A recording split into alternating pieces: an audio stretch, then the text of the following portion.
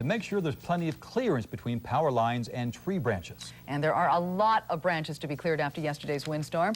Channel 7's Greg Goudelet is in San Jose tonight with the details. Greg?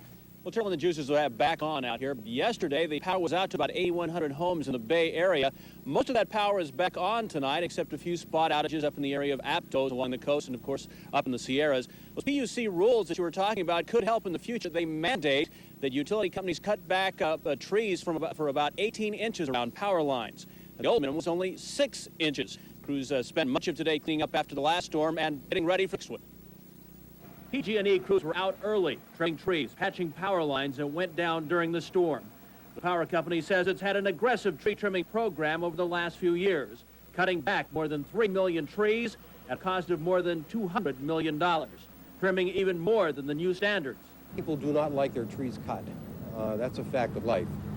And we work with them now as best we can, and we always try to cut more than 6 to 18 inches. But I think that's where it's going to have the significant impact, is in the cities. Even tree trimming might not have helped at San Anselmo yesterday.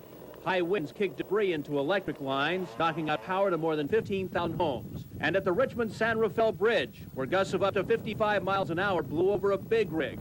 And at SFO, where the storm caused 2-hour delays. Anderson Reservoir above Morgan Hill began spilling today, as it did last year. The Santa Clara Valley Water District says 7 of its 10 reservoirs are spilling, but there's no danger.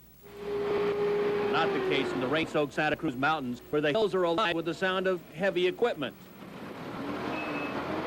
Crews fought to keep roads clear, but with weather forecasters calling for more rain this weekend, emergency offices are set to go on alert.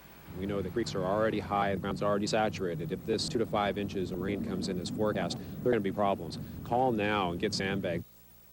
Carolyn and Dan, all anybody can do right now is just wait and watch. PG&E will put crews out in areas once it knows where this comes ashore, so they can watch for problems. And really, the only thing we can do right now is the old Boy Scout motto, which is be prepared. Back to you. Okay, we'll try. Greg, thanks very much.